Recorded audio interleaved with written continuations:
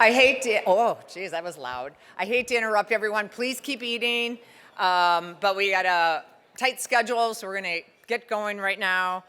So hello, welcome again to the Wisconsin Biohealth Summit. And this is our luncheon and awards presentation.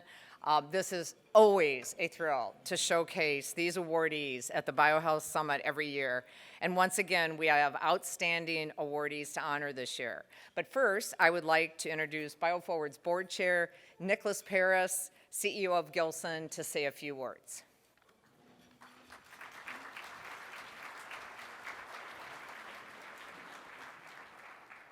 Good afternoon, everyone. I'm the usual noon party crasher. Feel free to keep going with your lunch. It's really like a pleasure for me, and on behalf of BioForward and myself, I really want to extend a warm welcome to all of you, and thanks for joining us here in Madison today for the Bio Summit. Your presence, it was a bit patchy this morning, and then you're all here today, really reflects that strength, resilience, and shared purpose of our life science community here. First, I will extend my gratitude to the BioForward team. Their dedication and hard work have made that summit possible, and for that, a big kudo and bravo to the BioForward team, because they do an excellent, very, very good job.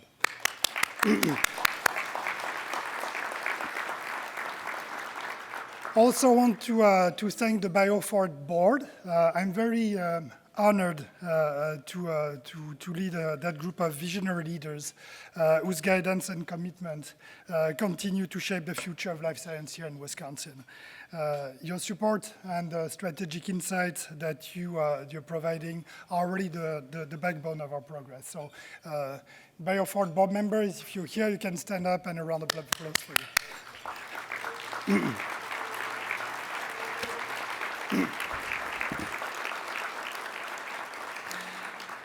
And as we gather here, we stand at a pivotal moment for life science in the United States. Despite strong uncertainties, our industry continues to lead. We've seen that this morning again, in discovery, development, and delivery. So from transformative research to precision medicine, as we saw this morning, the US remains and will remain a global beacon of innovation, whatever happens. And let's be sure of that.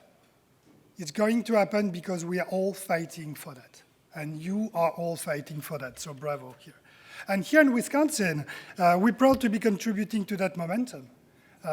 We've heard about the Tech Up project, now in full swing, which is a testament to our commitment to building future-ready ecosystem here in Wisconsin, one that connects talents, infrastructure, and opportunities around the state.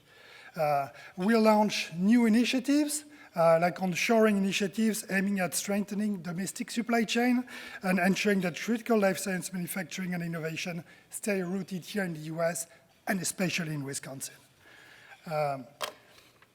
And finally, entrepreneurship effort.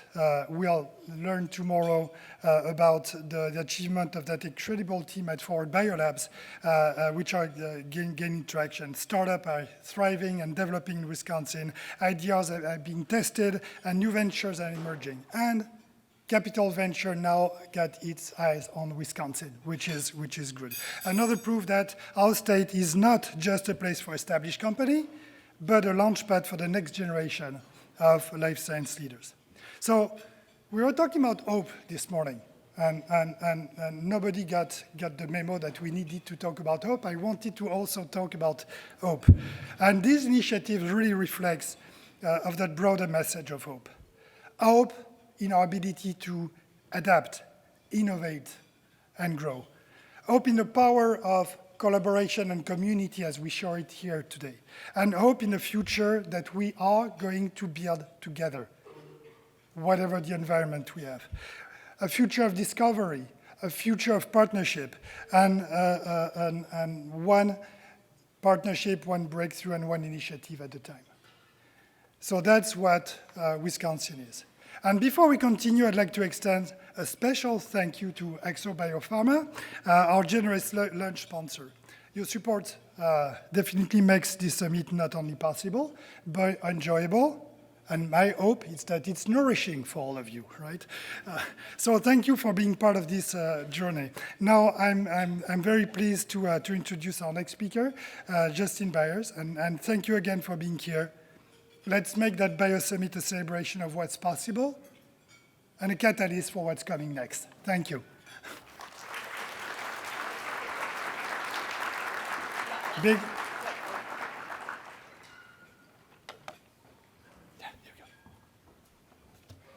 Thank you. And hello, everyone. For those who don't know me, I'm Justin Byers, founder and CEO of Axio Biopharma. And I am honored to be here today, share the stage with some of these incredible awardees and recognize the amazing impact that they're having on Wisconsin's biohealth community. We're proud to be sponsoring today's lunch and proud to be part of this celebration. I want to take just a brief moment to tell you a little bit about Axio and what we're doing. To start off with, I founded Axio here in Madison, and it came from a simple thought. Drug development takes way too long. Right now, it takes years to transition a great idea from concept to clinic, and that slow process I knew needed to change.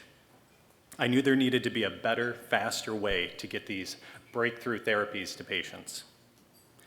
And so at Axio, we are an AI-first CDMO focused on accelerating biologics development.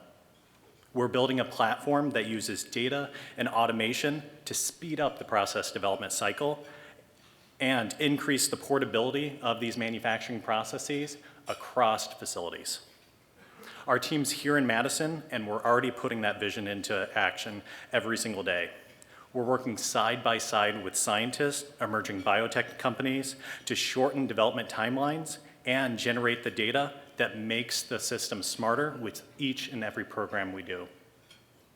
And what excites me the most is that the innovation is here all around us. The people in this very room are proving that Wisconsin can lead the next generation of biohealth by combining research, technology, and manufacturing to really make a big difference in getting these therapies to patients. I want to say a big thank you to BioForward for bringing us all together and for everything you do to support companies like ours. We're proud to be part of this community, proud to be here today, and please enjoy the rest of your lunch and join me in welcoming Lisa back up to the stage.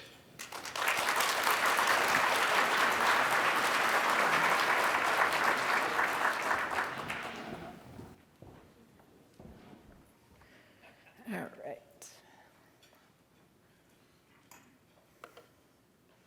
So now it is my honor to recognize outstanding achievement in business and scientific research with our two awards, the 2025 Wisconsin Biohealth Business Achievement Award and the HECTOR F. DELUCA Scientific Achievement Award.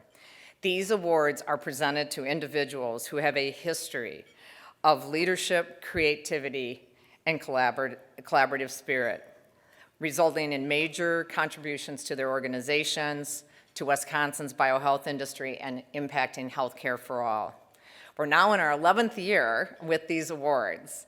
I was looking back through all the awardees, and I had such fond memories as I recalled all their talks. They are just unbelievable. They're so inspirational. And it continues to give me hope for the future.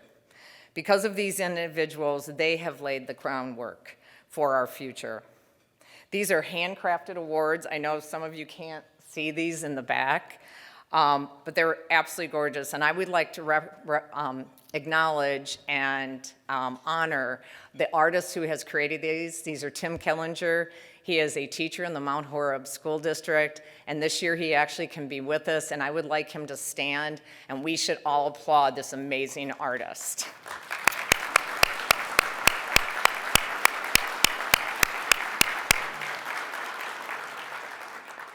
So as you were seeing, we've had 10 years of incredible business achievement awards. And now this year, we have a new person that we are adding to that portfolio. And his name is Dr. Scott Rathgaber of Emplify Health. Scott, I wasn't able to meet you till today, but I've heard so much about you, how humble you are, and that it's more about the team than you. It's about the community. It's your sustainability efforts that Emplify is certainly known for. We even had a session last year on that. It was phenomenal. And how it is so important to you in delivering outstanding health care to your patients. So you are very worthy of this 2025 Wisconsin Biohealth Business Achievement Award, and thank you. So, but let's hear more from a person and a friend that does have a long history with Scott and does know him very well. I would like to introduce Alan Kaplan, CEO of UW Health, who will be presenting the 2025 Wisconsin Business Achievement Award.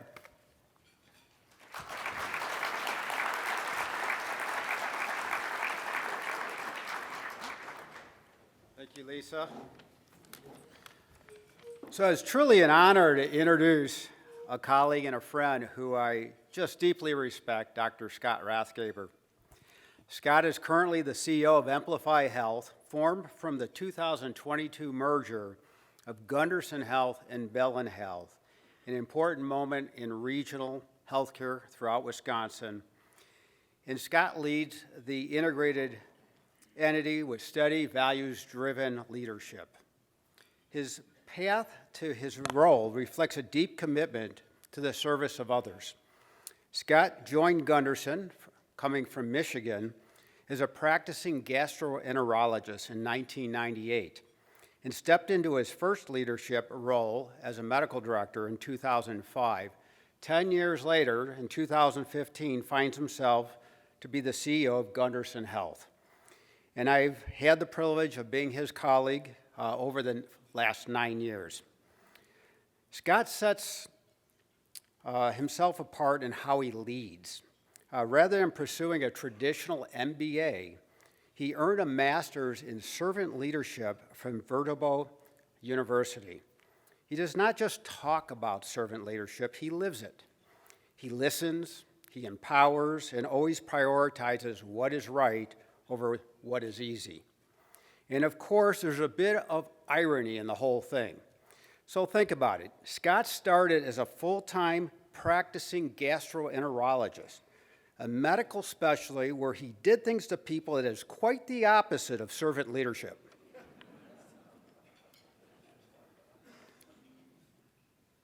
Beyond his professional impact, Scott supports environmental sustainability and community engagement.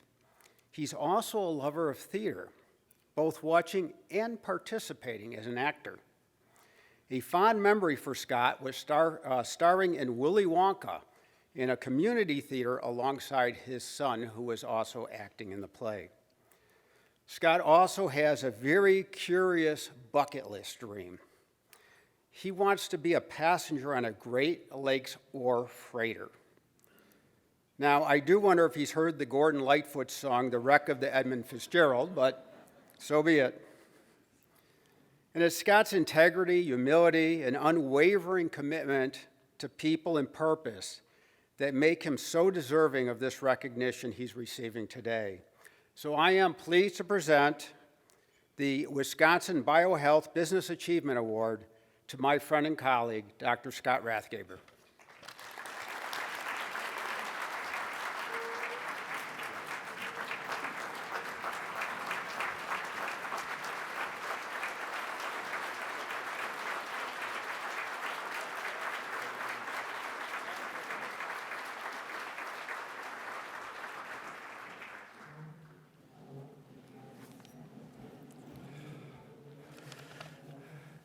Thank you, Alan. I really appreciate it. Haven't gotten on that lake freighter yet, but my wife and I were able to do another one of the bucket list and rode in the Goodyear blimp a couple years ago, so that was pretty fun.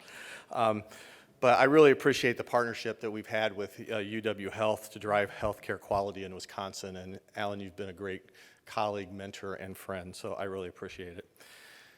Well, folks, it's really an honor to accept this award on behalf of Emplify Health in recognition of our entrepreneurial spirit of innovation. I'm really appreciative of the vital leadership of BioForward. Thank you for this recognition, and thank you for the work that you do to continue to move us forward as an industry.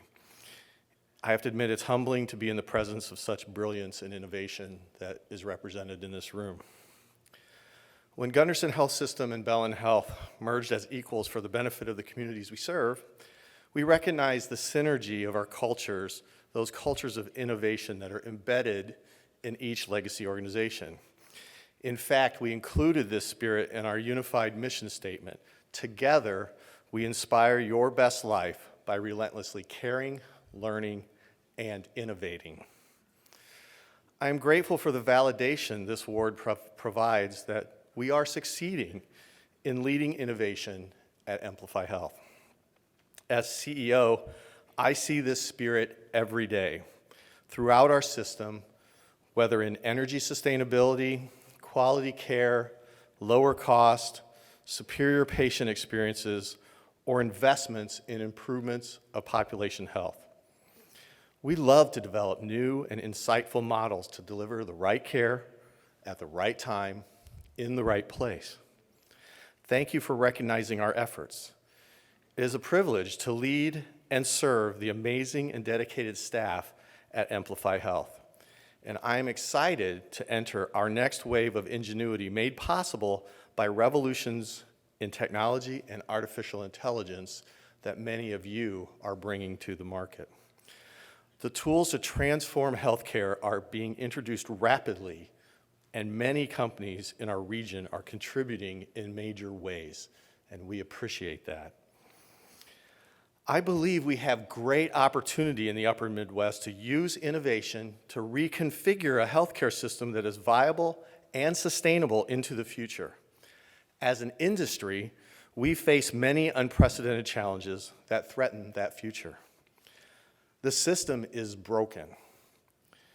Yet through big, beautiful bills, Medicaid restrictions, government closures, exchange expirations, pharmaceutical inflation, tariffs, and much more, I'm amazed the conversations have been primarily about returning to the broken baseline most of us agree was never sustainable in the first place.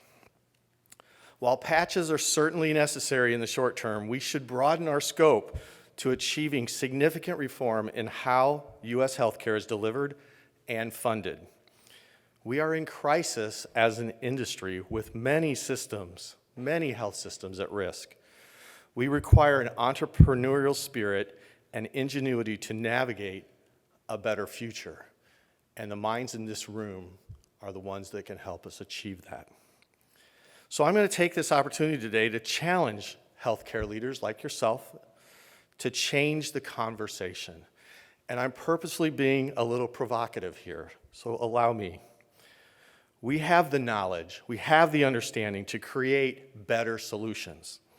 It will take widespread changes across many sectors rather than incremental ones on the edges. I urge us to think systematically and address challenges comprehensively. We could start with education. We cannot sustain the debt accumulating in our workforce while they receive the intricate knowledge required to deliver care. Likewise, expanding the years of training to become experts because of expanding knowledge or degree creep fueled by accreditation societies runs the risk of limiting opportunity to those who have less resources, and we need everyone. Are there approaches similar to what our friends in the trades do that would be more efficient and effective in many of our fields? I do not have all of these answers. I'm just thinking of the questions. Again, no one disputes entrepreneurial opportunities embraced by private equity and venture capital who have entered our markets are pushing us all to do better. So much innovation is being fostered by your leadership. We need you. I welcome the competition and the partnerships that are those opportunities. However, I do ask for a level playing field. The complexity of our integrated systems to provide safety net and often unprofitable services like behavioral health, newborn ICU, and rural obstetrics and emergency services, requires access to profitable service lines as well to balance that business. Allowing certain entities to take the profitable service without needing to fund those other services actually anti-competitive and is leading many health systems to withdraw these services to the detriment of communities. In addition, many of these models avoid care of our neediest and further disproportionately take patients with private insurance, leaving the elderly and poor for legacy health systems and others. We need a level playing field, and we can develop that field actually together. Do we need to fund essential services like utilities to let us compete equally and continue to exist in the other services? It's an awkward conversation, I agree, but one that may be inevitable if the status quo continues and we continue to lose health systems who cannot stay profitable. I'm going to move to our pharmaceutical industry. It has delivered literal miracles over the past few decades. In my career as a gastroenterologist, literally going from not being able to diagnose something that was life-threatening to curing it in hepatitis C, for instance. But there are many, many examples of pharmaceutical companies providing miracles, because that's what they are. However, the expense and the inflation of these treatments is bankrupting our nation. So how will we ensure continued discovery without exponential increase in the cost to patients and hospitals? We need to find the solution, but we still want the discovery. I'm not here to begrudge the profits of the pharmaceutical industry. I actually support it. It's what brings us the innovation that we need. However, as a nation, can we continue to allow foreign countries, touted as paragons of expense control, to access drugs developed through the high-priced funding in the U.S., only to be sold at a fraction to those other nations? How might our costs be better balanced if the pricing in the U.S. was indexed to the average offered in developed countries around the world?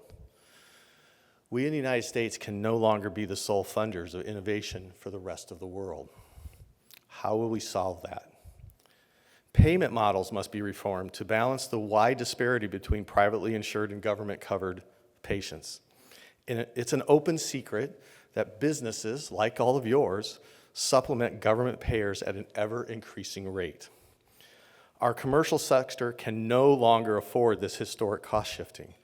We need to be forthright with our patients, businesses, and citizens that we all pay for everyone's health, whether it is through our taxes or through ever-increasing private insurance costs. Let's develop a transparent approach to covering patients and paying for care. Risk-sharing agreements with health systems to link costs to premiums will incentivize health across our communities and populations, further decreasing cost of care. What new dynamics can we create?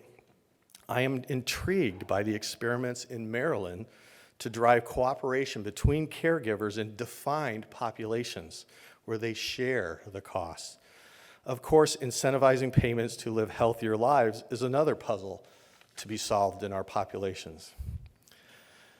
New models can also engineer revitalization of public health infrastructure, foster less expensive hospital-at-home delivery, and address social determinants of health. We need effective government partnerships to design these models. Government is also needed to support the basic research that has been the foundation of American ingenuity over the past century. We cannot give that up. Now, this is only a partial list of the interconnected pieces of the puzzle that make up the U.S. healthcare system. I've not the time to comment on crises in long-term care, hospice availability, memory care, the resistance of the miracle of vaccination, and the explosion of dubious supplements without evidence. Again, this is a system we must acknowledge is broken and unsustainable and work as a system to reimagine it for the benefit of all of us. Now, I'm not excluding us as a health system either in the opportunities for change. We have a great responsibility there too. We carry that responsibility to lead the transformation. As mentioned earlier, we must embrace technology revolution and not erect barriers. BioForward is a great partner to accelerate our journey and position Wisconsin as a leader. We, as health systems, must be relentless in assuring quality and building systems of efficient, healthful care, including standardizing our care pathways based on evidence-based solutions, providing convenient access for our patients, and eliminating waste. Waste exists, and there's a lot of it in our systems. We have to own that. We must lead by example in innovating models of care that deliver efficient operations, decrease waste, and allow better navigation for our patients. The prospects are nearly endless in our realm, and new opportunities will reveal themselves at ever-increasing rates as we head into the future. So we are here to take that responsibility with all of you. So Jim Collins in Good to Great defined the importance of confronting the brutal facts as the first step to creating a comprehensive solution. Comprehensiveness is key as multiple sector reform is necessary to reimagine a healthcare industry that will maximally serve our population. We cannot let the complexity of our endeavor deter us from this mission. W. Edwards Deming observed, every system is perfectly designed to get the results it gets. If we do not like the results, we must change the system. Let's not merely fight for a return to or even the maintenance of an unsustainable system. Let us unite to design a new, reimagined system. It will take work, it will take innovation for sure, but I am confident we at Emplify Health can contribute to this transformation. I look forward and am optimistic about our future because we want to work with you to create the future. And I believe the answers are ours to create, not someone else's. BioForward and its members here today are catalysts and essential partners in this success, and I appreciate you being on this journey. Collectively and together, we should be leading this journey. We will be leading this journey. Because if not us, who? And if not now, when? Thank you very much for your attention.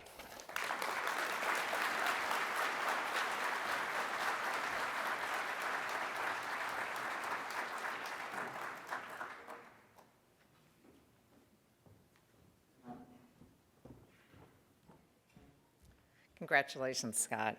So now on to the Hector F. DeLuca Scientific Achievement Award. This award is named after Dr. Hector F. DeLuca, our first awardee in 2015, whose research goes back to the 1960s, centered on understanding the metabolism and mechanism of action of vitamin D and vitamin A compounds in the treatment of disease. He is a legend. He has been an influential researcher, educator, and innovator, and had a tremendous impact on the University of Wisconsin-Madison. Switch the slide sooner this time. Did that pop up through there? This year's deserving awardee is James Dahlberg. Oh, gosh, this is going way too fast. Okay, it didn't start. That is not James Dahlberg. Can you guys go back? Okay, hold on. There we go. Let's start again. This year's deserving awardee is James Dahlberg of the University of Wisconsin-Madison. I think we can also all classify Jim as a legend, but also he is a professor, a researcher, an entrepreneur, and he is certainly internationally recognized due to his inventions in diagnostic tests. He has certainly also had an impact to Wisconsin, to Madison, to the University of Wisconsin-Madison. So Jim, I met you a few months ago at La Brioche. Of course, he rode his bike there. I was driving in. But I also found out that he has a home in Montana, and he loves to cross-country ski. So now that he knows me, I am expecting an invite because we do not get any snow here. So any day, well, I'll be looking for that invite to come cross-country ski with you. But never, no, what'd you? Oh, next week, okay. But one thing is, you are a passionate Badger. I heard that from you very clearly. So anyway, to tell us more about Jim Dahlberg, I'd like to introduce Brad Schwartz, CEO of Morgridge Institute of Research, who will be presenting the 2025 HECTOR F. DELUCA Scientific Achievement Award. And he will also be showing a video of Kevin Conroy also speaking. So that is why you saw Kevin's picture. All right, there we go, Brad.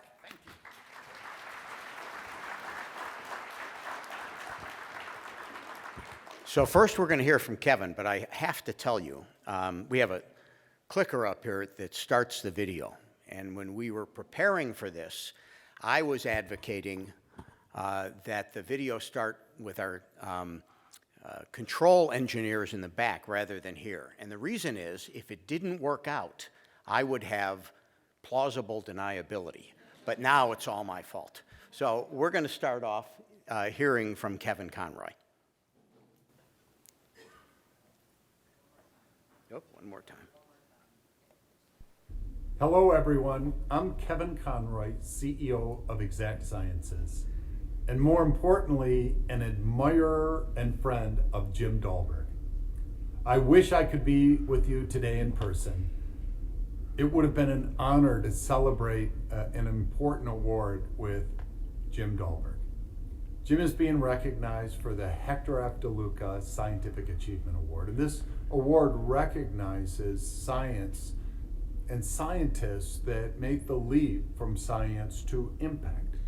This fundamental discovery, and this is what Jim has done such an amazing job of during his career, from this science to impact. Well, Jim discovered this enzyme that he called the cleavase enzyme. It's also called a fen-endonuclease.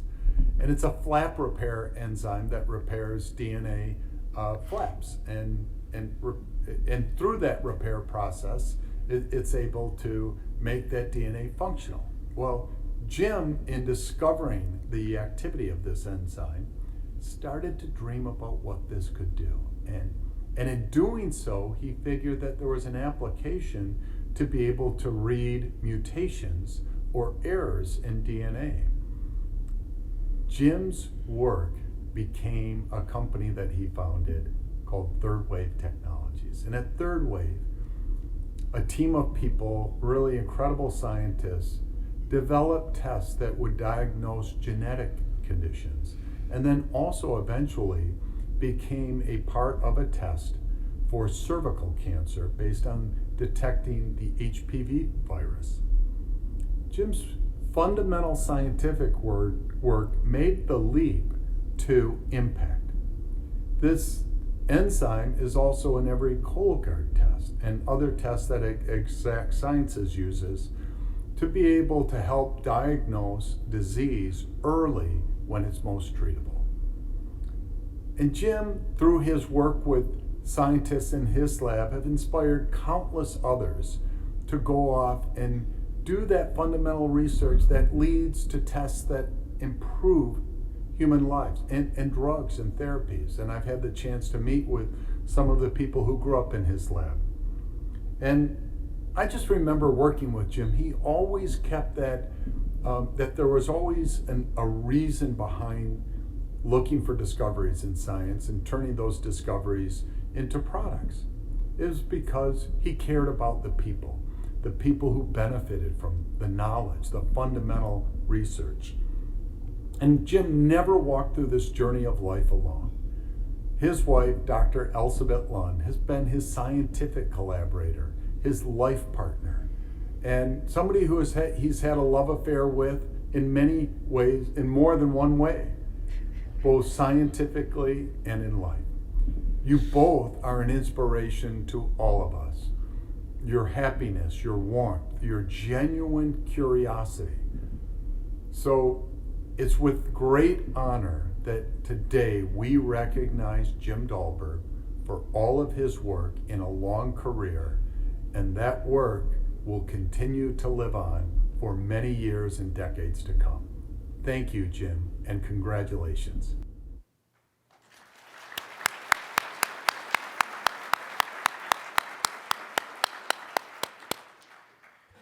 Well, it's my pleasure now to be the person in 3 dimensions that is here to introduce Jim. That is a wonderful introduction, and only Kevin's inability to hand Jim the prize brings me to you today. I do have to start off, though, in the interest of science, by going off script for a little bit. And I want to tell Dr. Rathgaber that because of scientific advances, he could now safely take that trip on the Edmund Fitzgerald. Steve Ackerman has a video that was originally part of a university program called Wednesday Night at the Lab, and you can find it on YouTube. And he demonstrates the improved weather forecasting capabilities that have come about because of scientific research. And he takes you through the song. He shows you the quality of the radar images that were available at the time in the 1970s.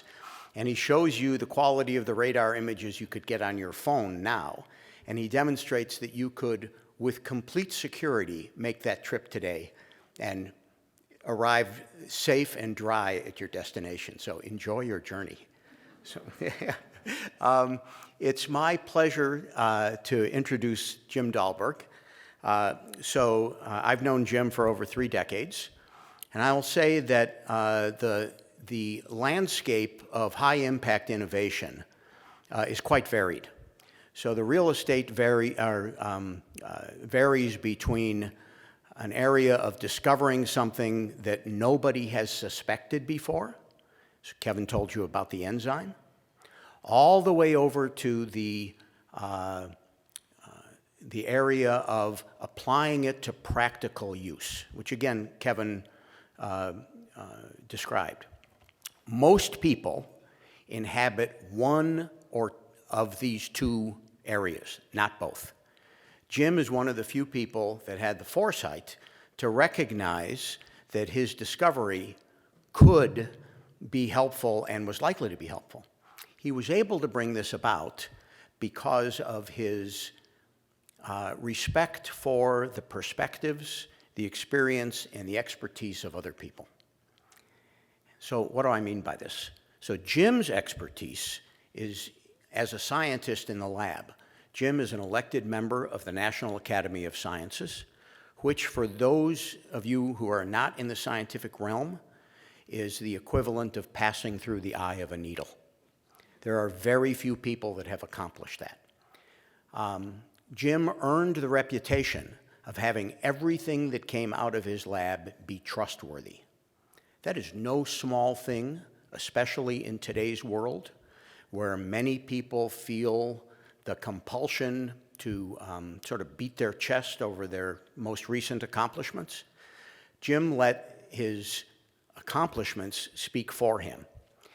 And so I talked about his respect for the perspectives and expertise of others. In common parlance, we refer to that as collaboration. But Jim recognized that if this application was going to take place, he needed to work with the other people that knew how to get it there. And he did that seamlessly. So I remember being a young faculty member and hearing that Jim had started a company. Okay, now in those days, when people started companies, they were drawn by the siren song into the company, and you seldom saw them in the lab anymore. And I remember saying, that can't be. Someone said, well, why? I said, Jim's always in his lab. And he was always in his lab. And when I asked him about that, he said, yeah, I don't know how to run a company. So, I've recruited people that know how to do that. And the rest, as they say, is history. I will say that I don't know how many awards Jim has gotten over his career, and more recently, those have just started to pile up. I have never heard a single syllable of self-promotion, and he doesn't need to. The degree of respect and admiration that everybody has for him is just hard to put into words. And then finally, I will tell you, Jim is a superb colleague and mentor. So when I was a young faculty member, he was one of my scientific role models. We stayed in touch, and in my transition to the Morgridge Institute, Jim served as my guide and my mentor, and is often the case with superb mentors. He has developed into a treasured friend. And so it is my pleasure to introduce my colleague, mentor, and friend, the recipient of this year's HECTOR F. DELUCA Scientific Achievement Award, Dr. Jim Dahlberg.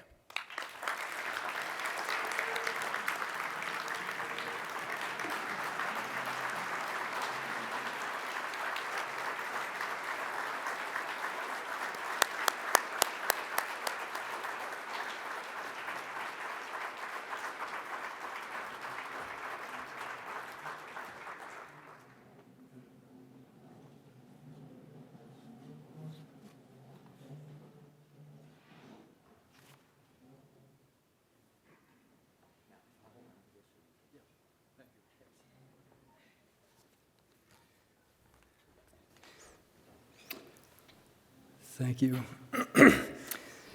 Hearing all those nice things being said, I was wondering if they're really talking about me.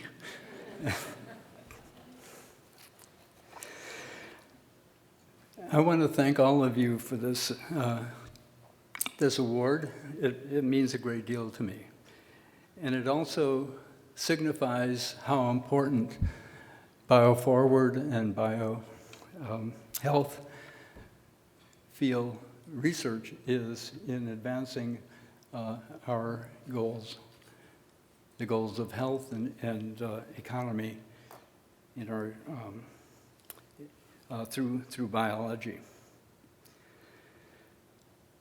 Now, I've always been involved in research in one way or another, and it's been, my research has been motivated by curiosity in large part, not just because I want to know a goal, but I wanted to know the answer. And I think curiosity-driven research is overlooked many times because it seems like you get the Golden Fleece Award kind of thing, that something that sounds like is really kind of crazy, but it turns out to have implications that go far beyond what was imagined when the research was undertaken. These unexpected benefits were what got me on my path towards the third wave technology company here. This was an outgrowth of research that I was doing in my lab here at the university. The research, as Kevin said, dealt with the DNA molecules. We were looking at some DNAs that have funny shapes, and we were just interested in that, and there was absolutely no practical application to that. But in the process of studying this molecule, we came up with this discovery that one of the enzymes that we were working with had this activity which we recognized was unusual. I'll just leave it at that. It's an unusual kind of activity that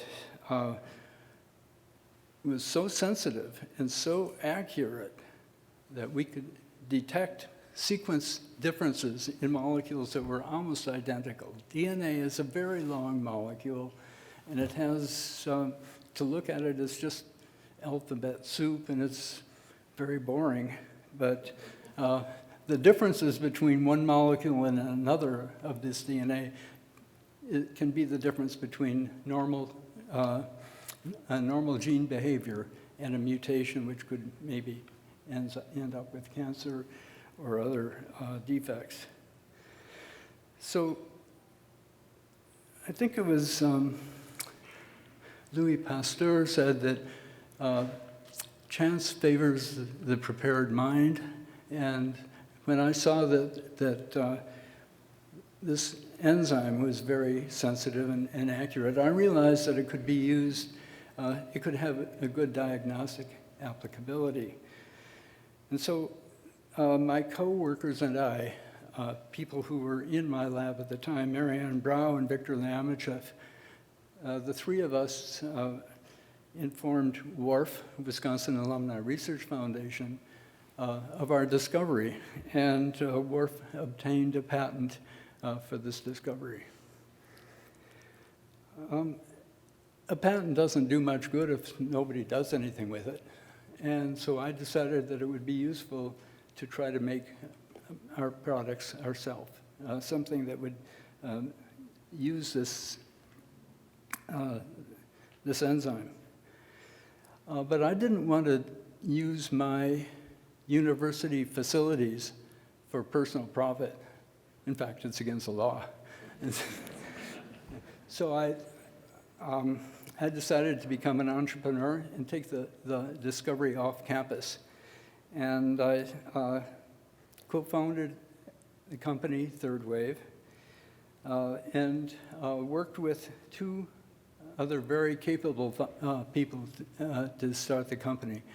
Lance Forres, who was an entrepreneur and scientist in Silicon Valley, and Lloyd Smith, who's a good friend and professor in chemistry here at the university. The three of us pooled our resources, both financial and intellectual resources, to get Third Wave going. We did it, most of it in the evenings, weekends, and on vacation.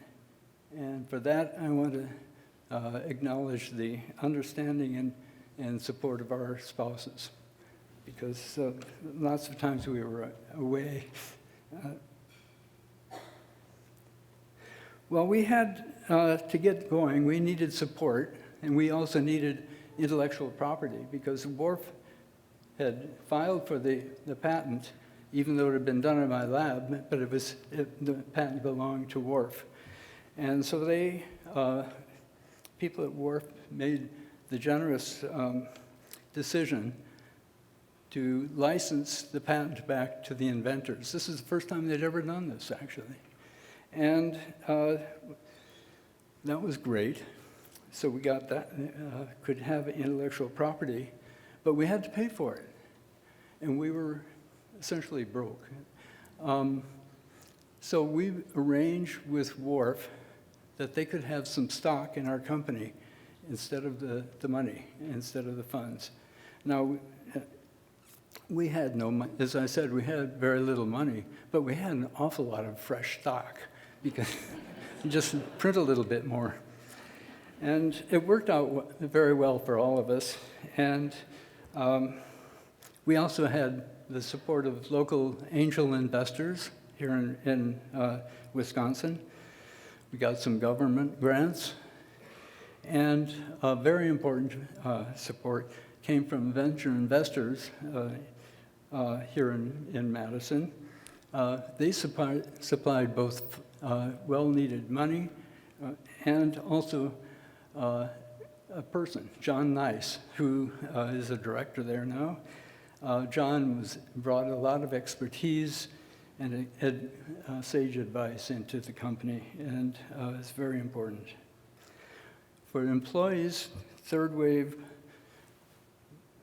was receptive to people leaving the University of Wisconsin, postdocs and graduate students who wanted to work in this area, including Marianne and Victor, who had made the discovery in my lab. So the university was a great resource for employees. Like all little businesses or young businesses, we had our ups and downs, and fortunately we had more ups and downs.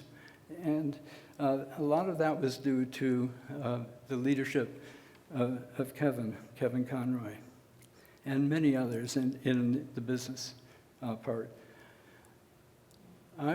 Lloyd and I made a decision that we were scientists, and as Brad's referred to, we were not business people, so we knew not to try to run the business, to leave that in the hands of people like Kevin, who did a great job. The scientists at Third Wave produced a number of products which benefited us greatly. And one of these products was an assay for human papillomavirus, HPV. And there are different strains of HPV. Probably most people in this room have it or have been exposed to it. But some of those strains are known to carry a gene that will promote cervical cancer. And the gene that drives the cervical cancer is just one of many, and so you have to have a very good assay if you want to distinguish between the two, the benign and the pathological one. And our assay could do that.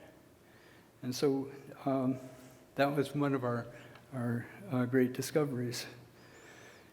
In 2001, Third Wave went public, listed as stock on the NASDAQ. And in 2008, a company that was very interested in women's health issues, Hologic, acquired the Third Wave. And to do that, they paid $580 million. So unfortunately, I didn't own all that much anymore. But I had enough, so that's okay. So what's happened afterwards? Now, the enzyme, as you heard from Kevin, the enzyme is still being used in Cologuard and in other assays that are being developed at Exact Sciences. WARF continues its way of supporting university startup companies and research within the university is very important. Lloyd has gone back to being a chemistry professor, but he also is starting other companies here in Madison. Lance Forrest, the entrepreneur, is also doing entrepreneurial things in the area. And Kevin and others who were in the business end of Third Wave have started other companies or are running other companies, biotech companies here in Madison. As for me, I tried to go out to the pasture and they kept bringing me back in. And right now I'm an emeritus professor in biomolecular chemistry. I'm also on the board of directors at the Morgridge Institute, where Brad is the CEO. I'm the chancellor's representative on that board. So at Morgridge, we have the philosophy or the motto of fearless science. And what we mean by fearless science is that individuals, investigators, should not be afraid of taking chances. We'll support you if it's a reasonable chance that something might come out of it.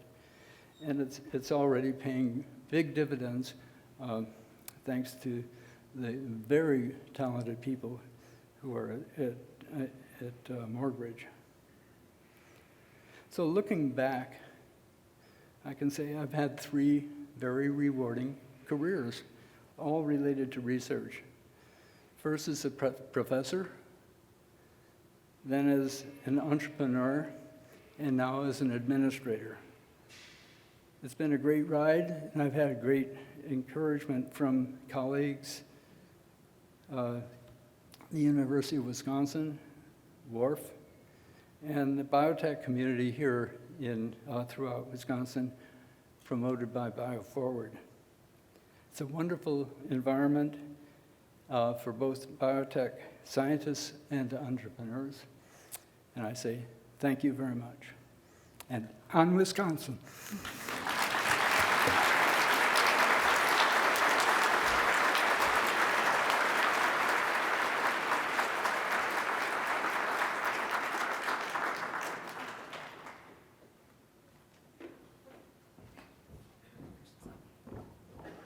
All right, that closes it out. Let me see, what time is it? 1:25. So the sessions, we'll start them a little later. There's 2 1:30 sessions. The first one is the workforce, the Biohealth Tech Hub workforce projects and industry trends. That one is in the lecture hall. And then in the Hall of Ideas is the spotlight on emerging growth companies. So they'll probably start at 135, 140, so you have a little time. Let me see. Oh, you just did it too. And then all those conclude around 2:30, 2:35, and we have an hour break, vendor fair, networking time, and then our ending keynote is Guts and Glory, exploring the booming probiotics industry, and that will be up in the grand ballroom again. So thank you very much. Thank you to the awardees. It's been a privilege to hear all about you and to be able to honor you, and thank you all for being here. All right.